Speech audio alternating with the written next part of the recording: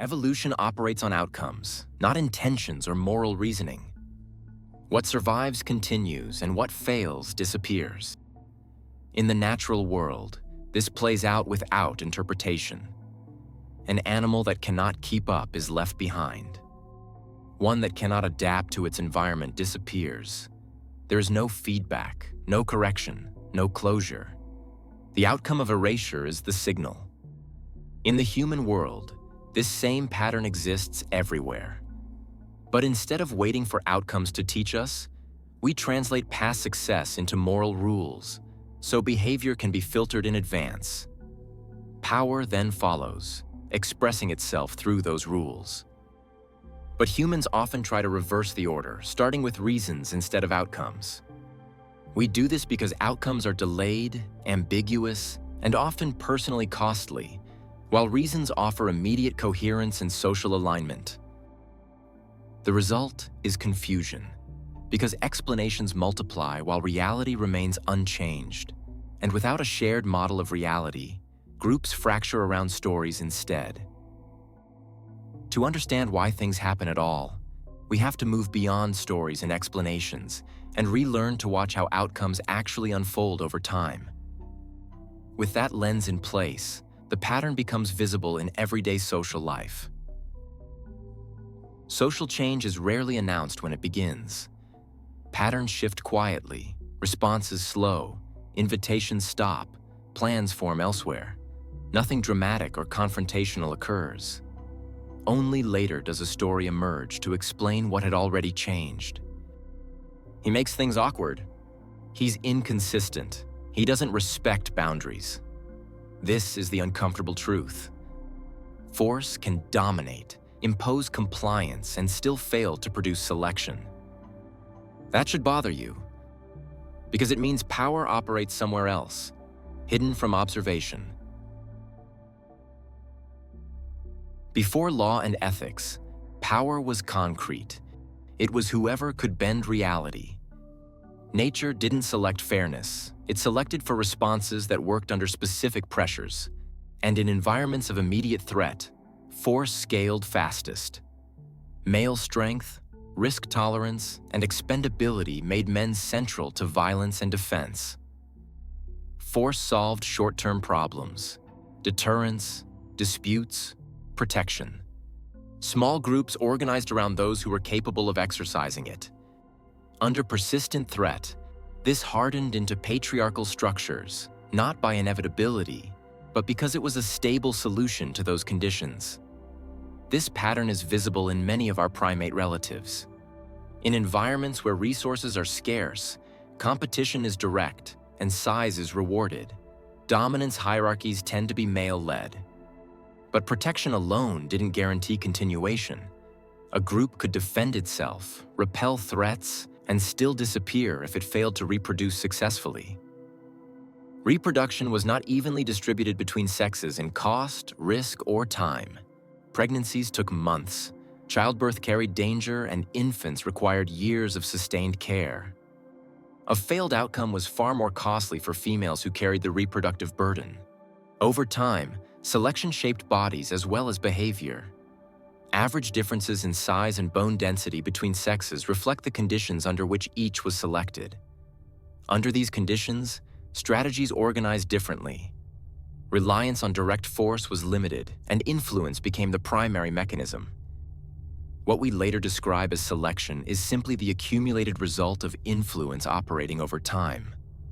Not intent, not conspiracy, but a structural outcome of biology interacting with environment.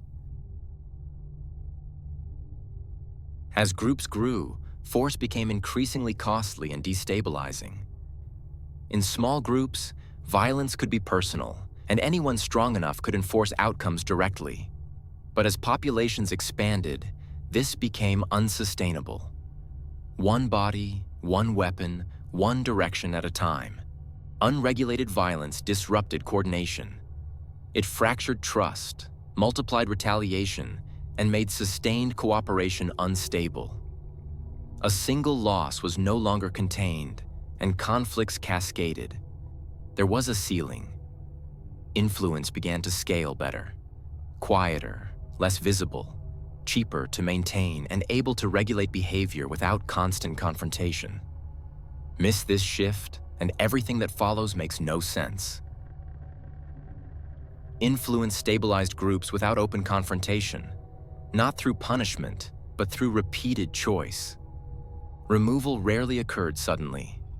Food was shared less often, then not at all. Vigilance during rest was no longer provided. Participation in group movement diminished over time. Exchange of assistance faded in both directions. Food intake declined, rest became less secure, and movement more cautious. Minor injuries healed more slowly, errors carried greater cost, and fatigue accumulated.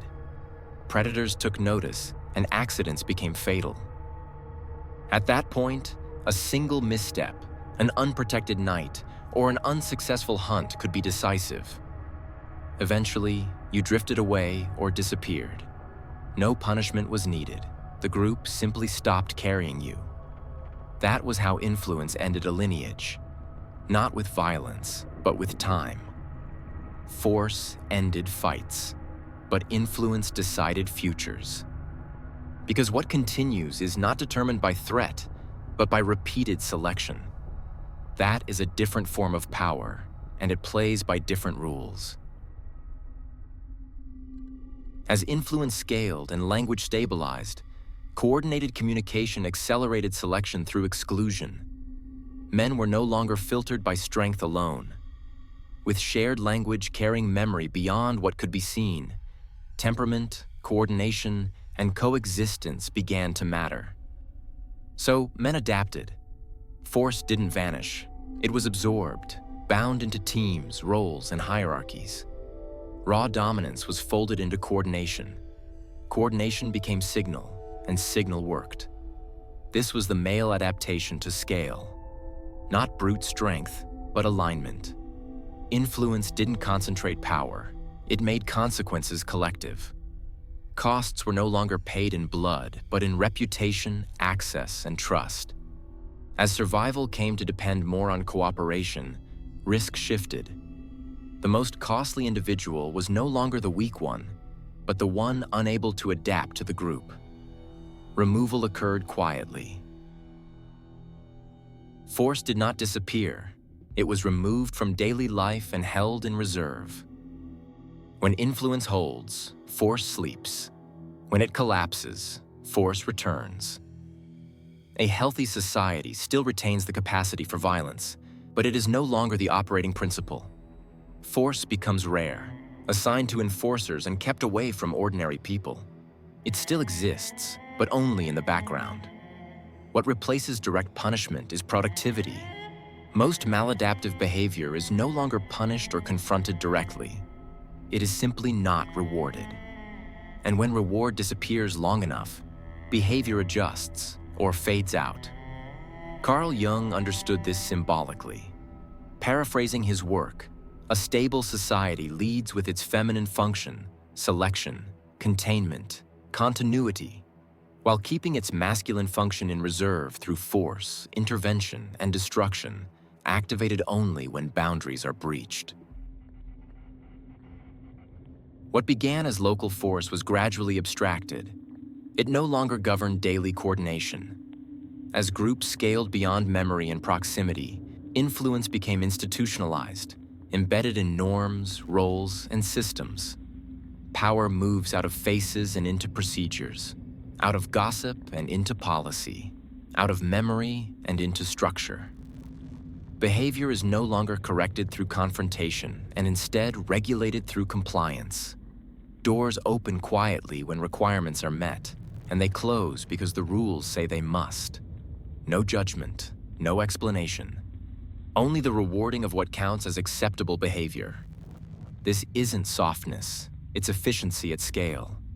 Civilization is the triumph of influence over force, and the more invisible that influence becomes, the more complete its victory.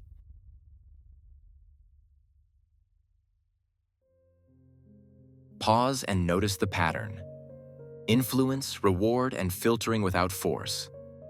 These mechanisms don't overpower individuals. They sort them, quietly, continuously, without spectacle. This is not a moral process, it is a stabilizing one. In Taoist terms, this is the logic of the Great Mother, not as a person, but as a function. She does not confront, she does not argue, she does not explain. She simply withdraws. Projects dry up, introductions stop happening, messages go unanswered. To those still carried by the system, this feels like neutrality. To those no longer chosen, it feels like cruelty. This is where the system strains. Evolution unfolds over millennia, but modern societies reorganize in centuries, decades, then years, and technology compressed this even further. It collapsed distance, accelerated feedback, multiplied exposure, and reshaped incentives faster than norms could settle. Institutions now change faster than culture can stabilize, and faster than individuals can be guided into adulthood. Many grow up without stable tribes, without elders, without fathers or other figures capable of teaching restraint, signaling, and alignment. Not always because those figures are absent, but because they themselves are disoriented, trying to navigate systems that shift faster than experience can keep up. The pace of change has outstripped lived experience. Rules shift faster than wisdom can stabilize. What worked one generation ago no longer maps cleanly onto the present. Guides diverge. Some cling to rules calibrated for earlier conditions while others withdraw entirely, uncertain what still applies. So instruction thins. Intergenerational transmission breaks. Not from neglect, but from confusion. Many people stumble here. They bring Force-era instincts into environments governed by influence. They assert where alignment is required, confront where signaling is expected, and act directly inside systems that only respond indirectly. And the system does not explain itself. Explanation doesn't scale. Feedback is costly.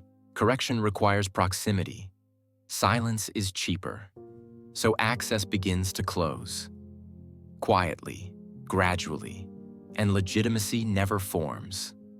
To those excluded, this feels unfair, but it is the consequence of broken transmission, of societies that are no longer able to effectively teach people how power operates. Some experience repeated exclusion, no clear signal of what failed, no indication of how to adjust. They sense that something is wrong, but nothing is named and no one explains it. The mind treats uncertainty as a survival threat. It rushes to close the gap. Meaning arrives quickly because meaning stabilizes, but speed is no guarantee of accuracy. At that point, almost any explanation, even a hostile one, is less destabilizing than none. This is where ideology enters. Incel spaces, Machiavellian spaces, red pill loops, grind-set absolutism, sigma male content, different aesthetics, too often the same wound. What these frameworks rarely acknowledge is how these ideas compress meaning. Control replaces listening. Status is chased without earning trust. Isolation is reinterpreted as choice. Cynicism is worn as intelligence. Hostility is carried as strength. Withdrawal is named independence. They offer relief. They explain the exclusion. They reassign blame and return a sense of agency through promises of hidden knowledge, moral superiority, restored status, or entitlement. Power fails the same way wherever feedback collapses. No strategy is immune. The conditions that undermined force have already done so to influence. Influence maladapts where it is no longer constrained by responsibility. It shifts from filtering outcomes to enforcing consequences. Exclusion becomes deliberate, not emergent. Penalties are triggered without formal accountability. Here, reputation turns into a weapon. Validation detaches from reality. Ethics replace accountability. Ostracism is rebranded as justice. Power abstracts away from consequence and identity becomes immunity. No one claims authority and no one claims responsibility. Influence insists it is neutral, while learning how to punish without ever admitting it is doing so. Maladaptive influence rarely announces itself as power. It arrives through protective language, through stabilizing narratives. At the individual level, many of the ideas are often necessary, often true. The problem emerges at scale. What begins as personal support and responsibility becomes a collective standard, not inherently harmful, but frequently bundled with unstated expectations and invisible criteria. Once those criteria exist, disagreement is no longer treated as difference, but as harm. Critique is reframed as moral failure, and when that happens, correction stops, because feedback becomes indistinguishable from harm. Disagreement no longer refines the system, it threatens it. Signals distort. People stop saying what they see. They say what is safe, what aligns, what avoids sanction. This is where reality testing weakens. Decisions are made with incomplete information. Errors persist longer than they should, and small problems are protected until they become structural ones. Influence continues to operate, but it has lost attunement, regulation, and stability. Filtering turns rigid, standards freeze, nothing can be questioned. Everything must be enforced. Power becomes brittle. At first, this looks like stability. Conflict drops, uniformity increases, silence spreads. But silence is not cohesion, but suppression. Pressure accumulates beneath the surface. Resentment has nowhere to go, and eventually, something breaks.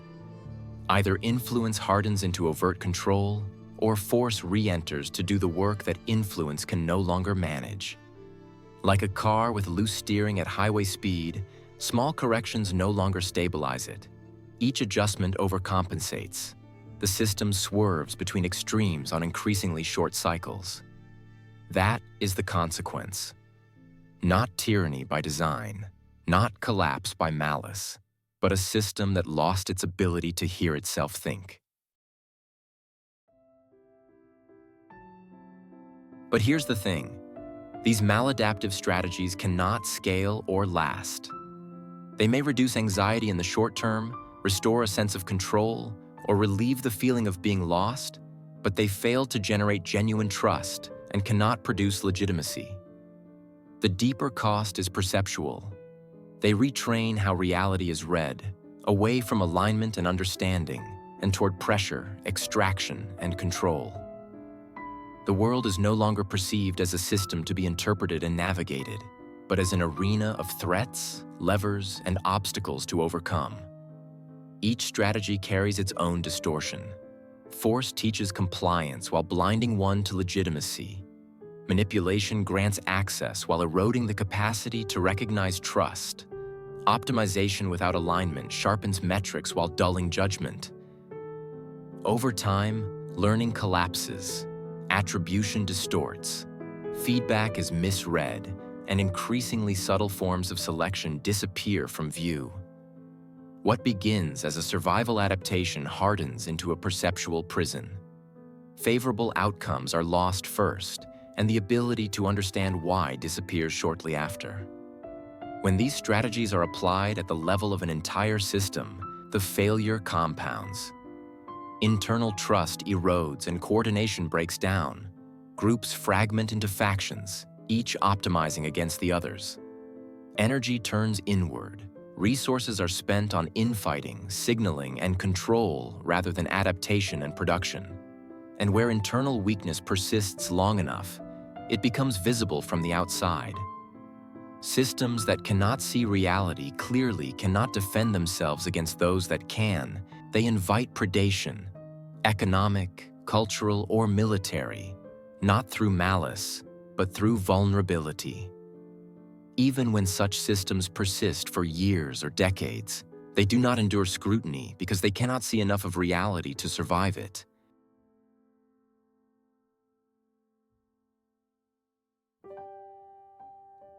After all this, a natural question follows. How does one move effectively within society? The first step is radical acceptance, not approval, but recognition of what is. This requires re-examining what you believe to be true, Because much of what you know is inherited, hoped for, or morally preferred, not what actually operates. The humbling truth is this: inside a system, you are not sovereign. You are no more powerful within it than a fish is to the water it swims in. Society is the way it is, and your alignment to that system matters. From there, the task is not to fight reality, but to learn how to move with it. By alignment, I do not mean conformity or submission. I mean developing a precise internal understanding of how the system works, its incentives, its signals, its mechanics. Put simply, you cannot tune a machine you do not understand. This is not submission to the world, but adaptation to it. And that adaptation requires something uncomfortable: thinking for yourself. Not internalizing claims because they are loud, or outsourcing judgment to authority, ideology, or charisma, but examining all claims with proportion, skepticism, and internal sense. Including this one. Understanding redirects energy away from arguing with structures that do not respond to argument and toward signal. Alignment produces traction, and only alignment that remains in contact with reality can scale without collapsing under its own contradictions. Power does not reward outrage or moral protest. It responds when you meet the requirements of the environment you are in. Ideologies survive because they contain fragments of truth, patterns that once worked under specific conditions. But when those patterns are frozen into doctrine and treated as universal rules, they lose the ability to track a world in motion. Environments change, pressures shift, constraints recombine, and no static prescription stays aligned indefinitely. And when you begin to see the field clearly and choose consciously how you move within it, things begin to change. First for you, and for those who understand the system deeply enough, the system itself begins to shift. The fish that once adjusted to the current grows large enough that its movement creates waves. That is the real game, if there ever was one.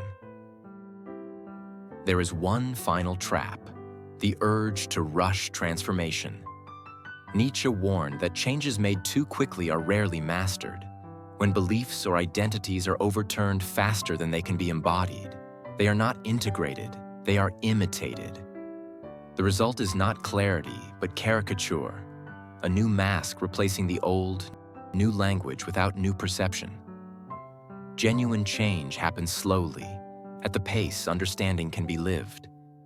Anything faster risks clumsy handling, or worse, becoming a parody of the very thing one is trying to escape.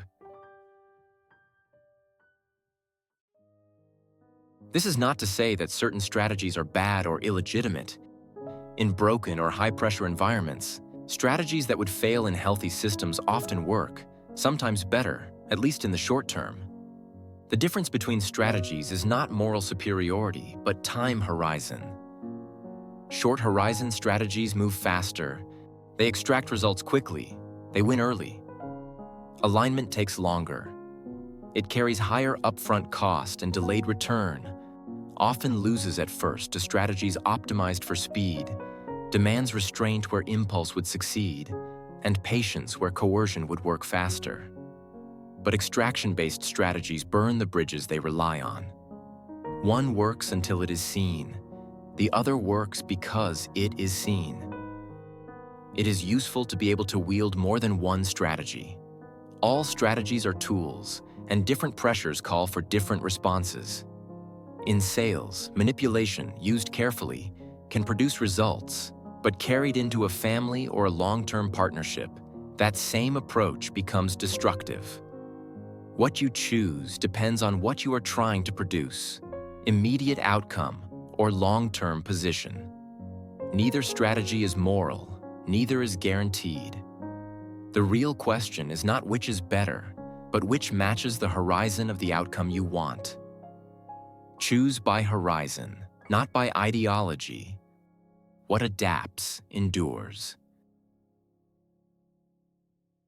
So ask yourself, which strategy are you actually running? Force? Signal? Waiting? Or are you already being filtered out? The question isn't, why is this unfair? But how am I being selected against? Lack of feedback doesn't remove responsibility, it increases it. No one is coming to correct you. No one is coming to save you. In visible systems, mistakes are corrected publicly. In invisible systems, mistakes are filtered quietly, and interpretation falls entirely on you. This is where resentment grows, because responsibility feels unjust when guidance is absent. But the world does not pause because you lack guidance. It continues to select. Without correction, errors do not slow, they compound. Responsibility does not disappear when feedback ends. It becomes unshared.